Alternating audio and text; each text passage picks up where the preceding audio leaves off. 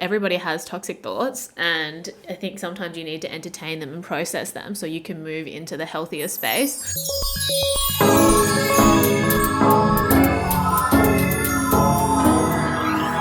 Hi, welcome back to Friend Crush.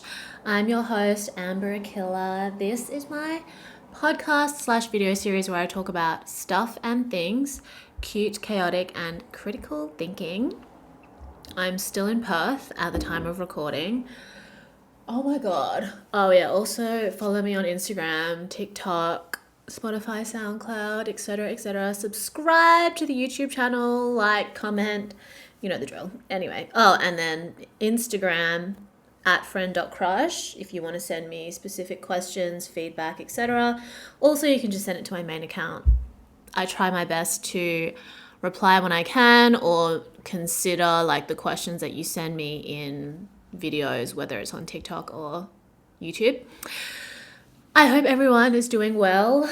I am like trying to recalibrate my sleep schedule at the moment because honestly, my sleep schedule before is just not a vibe, and I feel like, you know, over the holiday season, it's kind of understandable, a lot of things going on, or a lot of not many things going on. So you're kind of not being as disciplined. At least I wasn't being as disciplined. And I think like now that I'm in Perth and also kind of putting pieces together for the next few months, I'm just not going to be able to survive it if I don't make sure that I get enough sleep. And I'm feeling a little bit out of it right now. It's like 3 p.m. I was up at like 6:30 because I went to Pilates at 7. I can't remember the last time I was anywhere at 7 a.m. And it was really hard today. Like my muscles still hurt. So I also went to therapy today and made a really big lunch. So I think maybe now I'm like digesting / due for a nap after I record this. Anyway, today's episode, I'm going to like go through some of the questions that I've gotten recently. I'm probably only going to have time to go through like 2 of them because the questions are really long and I think the answers are going to be long too.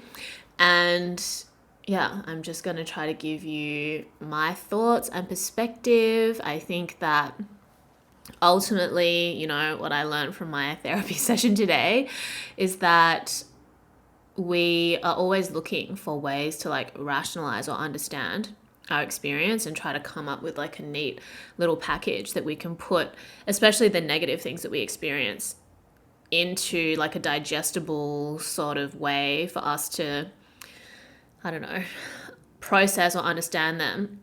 And I think sometimes, you know, that's like a natural process that I think is normal to go through, and it can be helpful to do that too. But at the same time, it just is what it is, you know? And I think that we're so easily manipulated into things because we want to have a reason or an explanation for everything. And sometimes, you know, this is why I always return to, I just want to be hot and have fun, because I spiral or I deep dive a little too deep or for a little too long, and there's really like nothing that I get from putting myself in that like mental or emotional state for longer than I need to be. So I think that, yeah, it's just about, I mean, more and more I realize it's about like oscillating between all these different states and finding some kind of balance, like spending more time and energy in the areas that bring you joy and that help you to feel connected to yourself and to other people, and then embracing the times when you're facing challenges and difficulties and trying not to push against the limit where like a little healthy dose of anxiety becomes like a overwhelming amount of anxiety that hinders you, if that makes any sense. You know, it's not that the anxiety in and of itself is bad. It's like the degree to which you allow it to affect you, or the degree to which it affects your decision making in a way that prevents you from being authentic or prevents you from making the decisions that are in service of the person that you want to be. Life is crazy, y'all. Anyway, first DM that I received. Hi Amber, I'd like to say that your videos have truly helped me in so many ways and have gotten me through my current situation of heartbreak on days I really needed them. I truly value your words, wisdom, outlook, and interpretation of the human experience and have been dying to ask you for advice. I completely understand if you can't respond. Just writing this message is enough for me, as this constant thought has been eating me alive more than ever lately. I've recently come out of a 7-month situation where I truly cared for this person. We'd talk on the phone for hours and it would be almost every night. We'd also talk during the day. We got to know everything about each other and we'd share music, watch movies, talk about life, etc. I never met him in person, but I truly got attached to him. In the last month, he just became extremely cold and distant, so I knew what that meant. It's like the whole time we were talking, he was actually trying to replace me. Honestly, throughout the whole situation, he treated me like nothing at times. He would always message me saying, "Let's call," and when I would reply almost immediately, he would disappear for hours or message me the next day saying he fell asleep when clearly I could see him active. He was always talking to other girls and would lie to me even though I never brought it up. I never understood it. I wanted him so badly. I just can't understand why. He was horrible to me and I was really depressed throughout most of the situation. Why did I try so hard to keep him? I always thought I had self-respect, but this whole situation has made me into someone I can't even recognize. I ended up blocking him for good this time, and it's been nearly a month of no contact or checking his social media, yet he's still a prominent thought in my head all day and it's driving me insane. How could I still want this person? Nearly all my thoughts try to trace back to him. I have to admit, time has done some healing and I feel more at peace than ever before. It's just this whole situation has made me realize I truly don't know who I am. I don't know how to self-validate. I don't know anything about what truly makes me happy. And it's made me have a true existential crisis. Nothing really brings me joy anymore. I guess what I'm asking you is, how do you truly get to know yourself? Because all my thoughts trace back to validation from others. I'm constantly thinking people will think I'm cool / beautiful / fun, etc. if I do this. And I've realized that it's all I've ever thought in my life because those thoughts make me happy. But it's not real happiness and it ends up making me feel like I'm fake. Nothing about it is genuine or real. When I truly don't want to be not genuine, how can I validate myself? How can I truly get to know myself? I'm so sorry for the long messages and just to dump it all onto you. I just wanted to provide some background on my thoughts and feelings. So grateful for your content. Super excited for your podcast. I wish you nothing but happiness as you continue your journey through life. Thank you once again. Thank you to this person sending this message. I'm going to let them know that I'm addressing this in this video. And I also wish you nothing but happiness on your journey.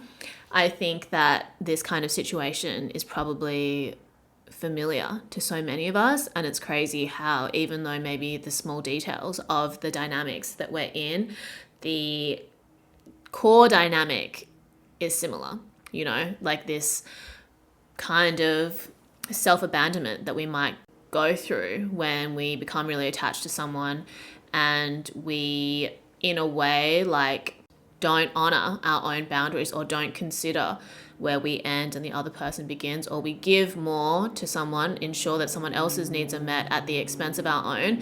And it can be really hard when you come out of a situation like that, reconciling with the ways in which you've self-abandoned, especially when part of the way that you self-identify is as someone who is confident or empowered or someone who doesn't really consider themselves as insecure. And there's so many different parts of this that I can address, and in different ways. Some may be toxic, some may be more helpful. I'm going to do my best to give you a well-rounded answer, because I think that just cutting to the healthy, helpful part sometimes doesn't help that much. Everybody has toxic thoughts, and I think sometimes you need to entertain them and process them so you can move into the healthier space. So I think that the most important thing is that these kinds of experiences illuminate parts of yourself that you usually don't see. And I think that's what romance and falling in love or becoming attached to people in a dating context does for us, because it is so closely linked to our childhood and our experiences with our parents. And that's not something that you really explore as much in friendship or work or other areas of your conscious life. Only in romance do all these things usually tend to bubble to the surface in a way that you're not confronted with in those other parts of your life. So as painful as these experiences are, I think that they are really important for us in our self-growth, self-development journey. And I think reserving a part of yourself that's like, at least I've been given the opportunity to learn something from this, even when you're in a lot of pain, even when you're like questioning yourself, questioning this person, questioning this relationship. I think that that is like a silver lining in most situations, even if it doesn't really seem like a silver lining when you want to cry and throw up every day. It's still there. I think it's normal to have thoughts about someone who played a big part in your life and is no longer in your life. I definitely used to think like, oh, if I've broken up with someone, then I don't care about them and I don't need to speak to them, and therefore I don't think about them. But it's normal for the thought of them to cross your mind. I think it's just being self-compassionate when those thoughts come up so that you can observe them, let them pass, rather than judging yourself for thinking about this person. Because the more you try to shame yourself for thinking about them, the more those thoughts will compound and come up. They're going to be like fighting for their life. So it's totally normal for you to think about them. I think one thing this person wrote to me about was how like writing to me already felt cathartic. And, you know, I sound like a broken record, but I always talk about how helpful journaling and thought dumping is. Just writing to yourself about what you're thinking. The things that you feel like the most ashamed to write down are the things that you need to write down the most. Those are the thoughts that you need to expel from your mind and process. And I think that taking the time each morning to do that, writing about the same thing over and over again when you feel compelled to do so, will help you to eventually get to a place where that thought doesn't come up in your mind as much. And this literally happened to me the other day. Like, I was thinking about this situation that had happened and I was kind of annoyed at myself that it still crossed my mind, because I felt like I was over it, or I felt like there wasn't anything left to think about, but it was still coming up. And then I sat down, just jotted down what I was thinking, and it wasn't even like a long amount. And not until right now, when I'm talking about this, am I realizing that I actually haven't thought about it since I wrote it down. And I know that if I didn't write it down, I would still be thinking about it actively. So I think that journaling or thought dumping is a really helpful tool. And then also to link it to like how to better get to know yourself, or how to build a healthier self-concept. I try to spend like half of the time just dumping the things that I want to get rid of in my head, and then another half of the time writing like positive affirmations or reflecting on the things that I want to be working towards in whatever aspect of my life it is. And sometimes I only spend 5 minutes doing this, sometimes it's 10, and I think sometime this week I'm going to need like a slightly longer session because I need to untangle some things. But yeah, it's definitely a process. I've felt exactly the way this person has felt. The circumstances might have been different, but the feelings are the same. And I think knowing that there are people all over the world as part of the human experience to experience heartbreak, to have this sense of loss, we get caught up on the details of the dynamics and the circumstances at play. And we create this like mental prison where we feel like nobody else knows what we're going through. But in reality, everybody experiences heartbreak. It's not something to be ashamed of. And part of your journey is like experiencing the heartbreak and learning how to come out the other end. Knowing that you're not alone in that experience is really helpful. Then getting into like the toxic part, I think that success is the best revenge. And it's not because you're doing things in spite of the person that hurt you, but you're using the frustration and the anger that you feel and you're transforming it into like a productive form of energy. The longer that you're consistent with building a healthier sense of self, when you feel like you're coming from a emotional, spiritual low point, the less you'll care about the person that hurt you, or the less the thoughts of that person will haunt you, because your energy is just naturally directed elsewhere. And especially when it's directed to things that make you happy and bring you a genuine sense of joy, it's much more difficult for those like less positive experiences to weigh heavily on you, because your momentum is focused on moving forward.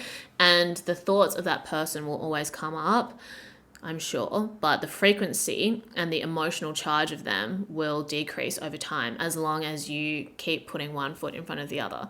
And that's kind of like, I don't know, the biggest joke of all is that you just have to put one foot in front of the other. There is no shortcut.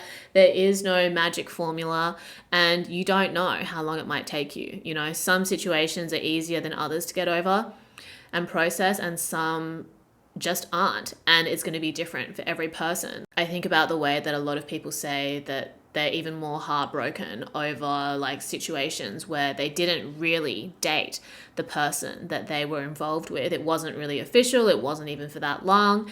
And I think it's because in those situations, like, you just don't have enough information about the other person. Like, a crush is a lack of information.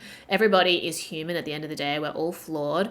There's going to be parts of ourselves that are light, parts of ourselves that are dark. And I don't know, it's very rare to meet someone that's like truly enlightened. So I think that, you know, when you're in these like shorter situations, or where there isn't like a physical meeting, you're so much more prone to projecting an ideal on this other person. You're filling in all these gaps because you don't have enough actual data from them, from your experience with them. And it can almost be like a bigger fall from grace when it ends, because you've placed them on this pedestal without even realizing, and then you see them for who they really are when they mistreat you. And when they don't take accountability for it, it can be so disappointing to think that this person that you pedestaled would treat you like that. But in reality, if you hadn't pedestaled them, if you had more information, if you knew them better, it wouldn't be as surprising in a way. Like, people who've come out of really long relationships and are just like so over it by the end of it, they've already emotionally checked out, they already know everything about their partner. There's nothing for them to miss if they've been mistreated, because they already know what their partner would do, what that person would do. And I think that it's the unknown when it's someone that you haven't spent that much time with, who you don't really know the ins and outs of, that you're like, you think that there's a part of them that you don't know that can make up for the way that they've mistreated you. Or like, if you just had more time, you would be able to make it work. But it just is what it is. In my session with my therapist today, I was reflecting on this situation and like kind of trying to rationalize my way around it by saying like, oh, you know, at the time I wasn't in the right mental space, or my circumstances, etc., etc. And that's why I made those sorts of decisions. And she just looked at me and said, there's nothing wrong with you. You keep thinking that, oh, because like you had anxiety at the time, or because this and that, but it just is what it is. Like, things happen, and you've obviously grown and learned from that experience, and you're less likely to make the same mistake again if you know, take what you've learned in your stride. But there's nothing wrong with you. And, you know, things don't work out, and that's just life. And I was like, well, yeah, I guess you're right. And it's not like I didn't know that, but I think it's like this natural human urge that we have to be like, why? Or to try and come up with a reason. And sometimes there is no reason, or like the reason is like, that's just what you went through at the time. What did you learn? How can you move on? And I totally understand this person saying like, you come out of a situation like that and you don't even really know who you are. You sober up from this like hormonal attachment, infatuation, limerence, and you're like, who was I? You don't recognize that person, you don't recognize who you are, and that's normal, you know, it happens to everybody. So you're not alone. I'm sorry that I don't have like, you know, I can't say anything that can like package it up for you in a way that can like turn the clock back so that you didn't experience what you just experienced. Because I think that's kind of what we want sometimes, you know, like, I don't want an apology, I just want a time machine, because I want to undo the clownery. But that's part of life, you know, sometimes you got to visit the circus in order to learn a lesson. I think it's great to hear that, you know, doing some healing and allowing time to pass has given them a bit of peace.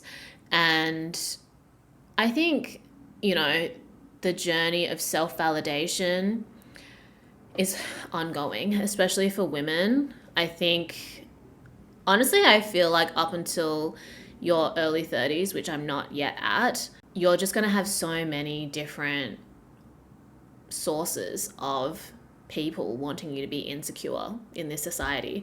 In a way, like, people thinking that you expire at the age of 30 can be used to your benefit, because then you just don't have to give a fuck anymore. And more you see women in their 30s, 40s, 50s who are sliving, thriving in the public eye, or with like a public presence in a way that you couldn't have seen a few generations ago. And I think that self-validation is an ongoing process, and for me it's like being able to write affirmations or remind myself of affirmations, and just doing things that allow me to feel connected to my body, especially, I think, because a lot of the times, like, we're just so sedentary in this modern life, and you end up just like in your head more than you are in your body. So whether it's going for a walk, whether it's doing pole dance, whether it's doing quick yoga, YouTube yoga, all of those things really help me to reconnect with my body. And especially doing things like dance helps you to connect and express your sexuality as a woman in a way that doesn't require like a male witness or like male participation. And I think that for me, now, that's like such an empowering thing to do, because I honestly feel like a little bit repulsed by men at the moment in romantic contexts. And it's not like I don't believe in love. And I think sometimes, because I always get questions about dating, I feel like, is it something that I should care about more in terms of for myself? But I just don't. So what they asked me is, how do you truly get to know yourself? And again, it's the journaling, okay? Writing to yourself. I've spoken about the 6 pillars of self-esteem a lot. I think the writing exercises and the prompts in that book are really helpful, because they ask you questions that you don't usually get asked in day-to-day life and that you don't really think about. And it can kind of like unearth things about yourself that you just don't really think about, but those answers are within you. So doing that kind of work, I think, helps a lot. And just trying different things. Like, who you are is less about the way that you can be described, and I think more about the way that you carry yourself and that you act towards yourself and others in your life. And that's going to accumulate over time. And I think that it's also difficult to have like a true understanding of how other people perceive you. So I try to focus more on like my experience of myself and my experience of life, rather than thinking I need to have like some clear cut ability to articulate who I am, you know. Obviously, in like commercial context, I want to be able to have some kind of blurb about things that I've done that are relevant to the work I want to do. But in my life as a whole, separate to just output and production, it's like there are so many parts of myself that, you know, I used to identify with, I no longer identify with, things that I identify with now that I didn't before. And I think allowing myself to just have that change and evolve, rather than feeling like super attached to any one label or identity, has helped me a lot to just be more present. So I think that when you're in a situation like this, where it's like a breakup, you're kind of like reeling in the past. You're thinking about what's happened, you're trying to understand what's happened, and you lose connection to the present moment. So doing things that bring you back into the now and allow you to put one foot in front of the other are ways that you can kind of get to know yourself, you know. And it's important to also consider like how you connect with people in general, like making sure that you're spending time with friends, or that you are still maintaining like relationships and connections in your life, because that's how you get to know yourself too, like in the way that you interface with other people, you interact with others, the way you connect with them. People will trigger different parts of you that you aren't going to have triggered when you're just sitting at home by yourself, and part of the human experience is being social and connecting with other people. So yeah, it's just this balance of like doing things externally and then also taking time to like look within and reflect on your experience and just like make tweaks here and there. And have self-compassion. There's no reason why you need to know exactly who you are at any given stage in your life, especially when you've gone through a breakup. It's like, or any kind of like major transition phase, being patient with yourself is so important. And I think that in my mind, I want to believe that things only take like 2 weeks. They only take like 3 months. But in reality, I think for me to be able to look back at a certain point in my life and really feel like a different person, it takes 6 months to a year. For me personally, okay? And I'm not saying that's going to be true for everyone, but I think when you give yourself more time, or when you give yourself just the space, rather than thinking that you need to be over it tomorrow, you need to be over it next week, just give yourself space to process as it comes. There's going to be days where you feel so free, you don't think about anything that's painful, and then there's going to be some days where it hits you and you're like in your feelings again, and that's okay. Life and progress is not actually linear. It's more like a sort of spiral and, you know, a wiggly line. You can go this way, that way, but I think the awareness and the intention that you apply is going to determine the quality of your experience. When you are completely disconnected from yourself and your experience and your feelings, you really drag out the amount of time that it might take you to process something, because it will have to be processed eventually. It will have to be confronted eventually, and giving yourself space so that you can allow it to come in smaller doses, I think is more manageable than just like gunning along and then having it hit you like a tsunami later. That's just my personal approach. You know, I was talking to someone about our existential crises, our midlife crises or quarter life crises. And I said that I feel like I just have like mini existential crises on a regular basis. It's like I microdose crisis, because I have accepted that like I'm very easily triggered emotionally. It's not like I'm triggered and then I'm angry and I lash out, but it's like, I don't know, I can get in my feelings very quickly. Pisces moon vibes. And it's better for me to allow those feelings in the moment and then process them or release them, rather than shame myself for it or deny myself like processing it. And then God knows what happens if I don't address it, you know, because it's going to come out eventually. And then when you allow it to compound, you don't even know why you're sad anymore. You don't even know what's triggered it. So I think that being able to confront and process a breakup as it's happening is a really courageous thing to do, because there are a lot of people who just kind of try to push it to the side and move forward, and then, you know, the person that they're longing over is over it and they're only just starting to process. That's a huge L. And I think as you allow time to pass, you have more perspective. When you've been active in your own life and you've taken the energy that you directed to that relationship back to yourself, you can gain new perspectives. Instead of thinking you have to understand everything straight away, live your life, reflect here and there, and answers will come to you in more natural and organic ways with less frustration than if you're like determined to get over it in a week, in 2 weeks. So self-compassion is really important. And existential crises are great, you know, like I'm not the person that I am because I've not had a mental breakdown at all. You know, I've had a lot of moments and periods in my life where I felt extremely lost, where I felt like things weren't going to get better. And I've been lucky enough to stay alive to just see the other end. And I think that that's kind of what life is about. You know, we think that there's all these shortcuts. We think there's a linear path. We think that everyone's doing better than us. We think that success is the absence of failure, when in reality, your success comes from your ability to overcome failure. Your ability to love and appreciate love also comes from the loss of it as well. There's no way that you can really know what love is if you haven't had your heart broken, you know? And I've talked about this before, like I didn't really understand what love songs were really about, or I couldn't really connect with them until I was actually heartbroken and disappointed by a man. And then, you know, music takes on a whole different experience. So it's okay to feel the way that you feel. And there's nothing wrong with you. Like, if we can't get an answer from the other person, we think the answer has to come from us and that we have to have a reason for why we did what we did.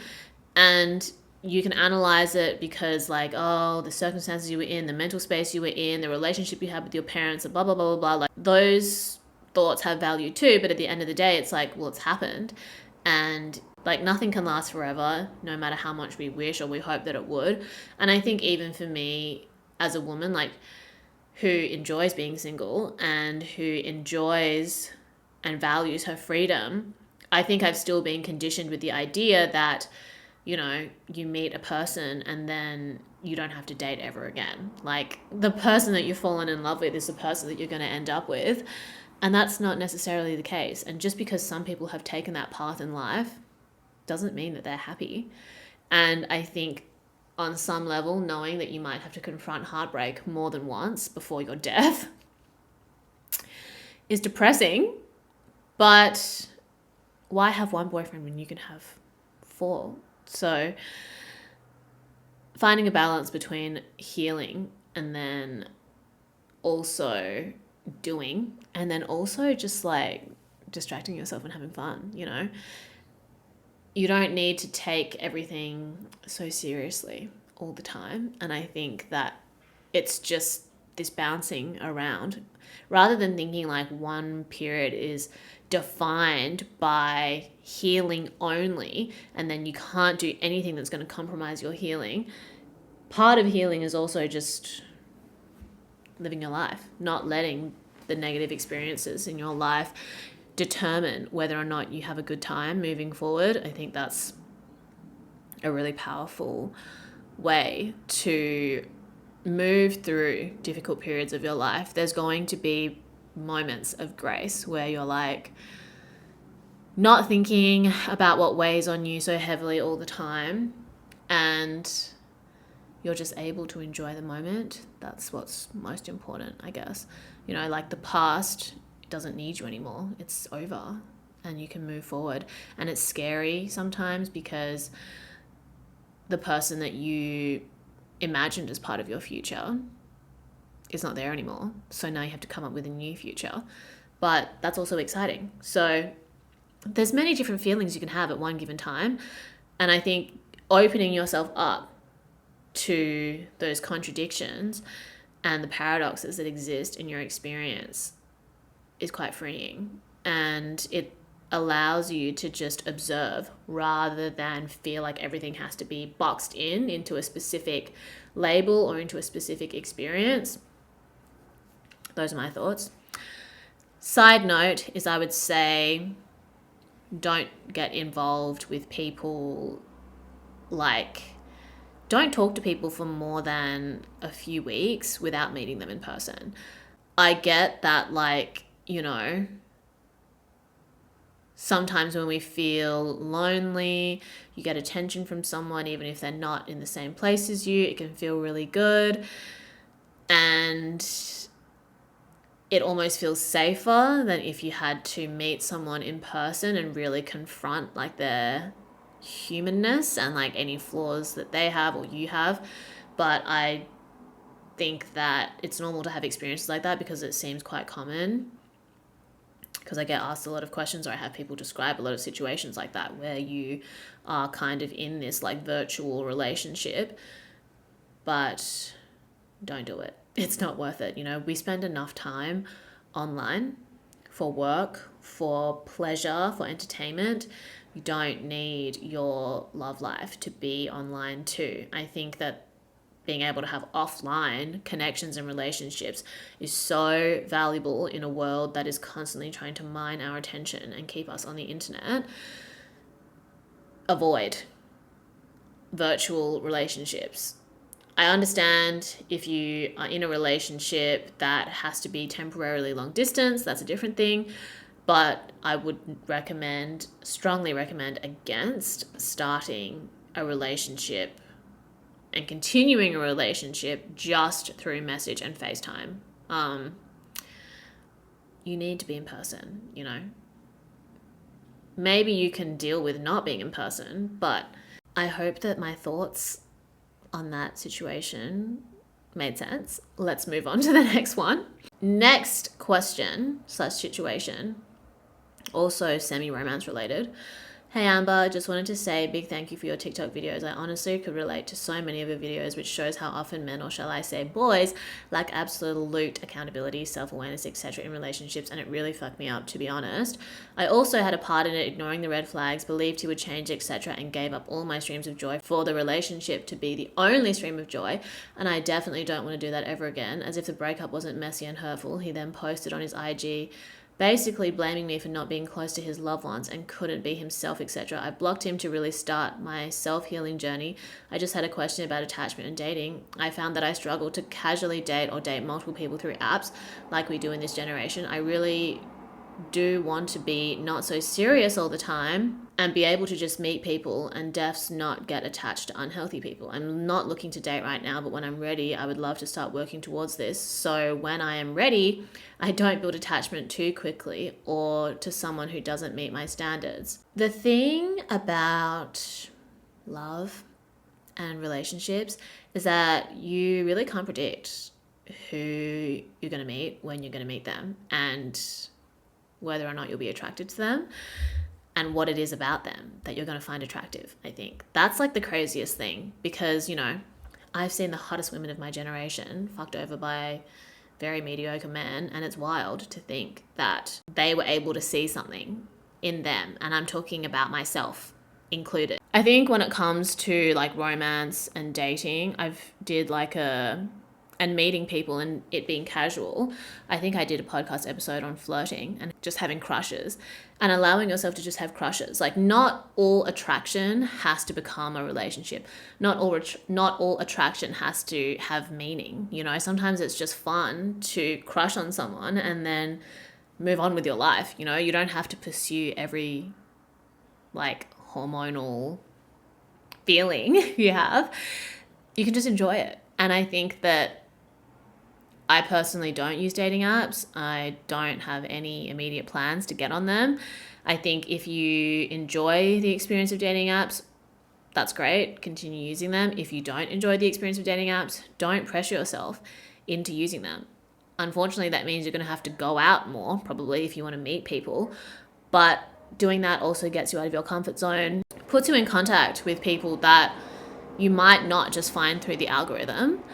And you know, you just never know what will happen. I think that for me, I definitely appreciate like male friendships a lot more recently because I haven't felt the need to be dating, and you just see a different side of the gender that you would otherwise be attracted to in a completely platonic way. And I think that's also an important part of getting yourself ready, I guess, to date, like being able to humanize men. Can you imagine? Yeah, I mean, I don't like dating multiple people at once, really. And it's because I don't feel like I need to settle down anytime soon. Like, it's this like weird paradox of like, I don't really feel the need to settle down, but I also don't want to be dating around. So I feel like if I am dating, I have to be serious, but I don't really care if it's not serious anyway. I don't know. And I also just think I haven't met the right person. So then I just kind of stop caring. You know, those thoughts might swirl around in my head for like 2 minutes and then I'll be like, well, whatever. So that's how I deal with it. I wish I could give you better advice, but there's no reason why you can't just go out, flirt a little, enjoy the attention. Maybe the people that you talk to or you get to know, you don't seem that compatible with. That's okay. Just enjoy it. You know, I think we have developed such rigid ideas around love and romance. It stops being fun and it becomes so clinical and so like transactional when you can just be vibing, you know? When it comes to maintaining your own standards, it's just continuing to have time to yourself where you check in with what you want, where you're at, and if you feel like you're making decisions that are in line with the person that you want to be.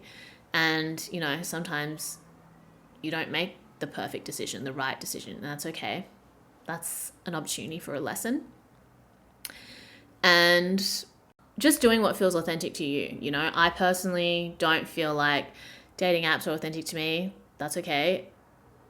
There are lots of people, as many people as there are on dating apps, there are lots of people that aren't on dating apps. There's no one size fits all when it comes to meeting people, when it comes to dating, when it comes to romance. So I think that as long as you have an open mind to the things that feel authentic to you, you don't have to worry about what other people are doing. You know, like I've met most of the people that I've been romantically involved with off dating apps. I can only think of one instance where it was on a dating app, and that was many years ago. So it's not like it's impossible. Maybe you don't get as much attention or validation from having notifications come up on your phone when it comes to matches, but that's all very superficial anyway. You know, like it's fine if you enjoy that, but if that's meaningless to you, don't feel like you have to give a shit about it. That's just my thoughts. But yeah, I'm gonna leave today's episode here because I have a meeting. But thank you so much for tuning in. I hope that something that I said today resonated with you in some way, even if it was like, wow, that makes no sense, and whatever I've been thinking makes more sense than that. I'm going to take that as a win. If you have any thoughts, questions, comments, feedback, leave a comment in YouTube, send me a message, leave a response in the audio poll question box thingy. I hope everyone is doing well. Drink lots of water. Tell your friends and family that you love them. Stay hot and having fun. Go be a better person. Love you so much. My God, these planes. I'll speak to you soon.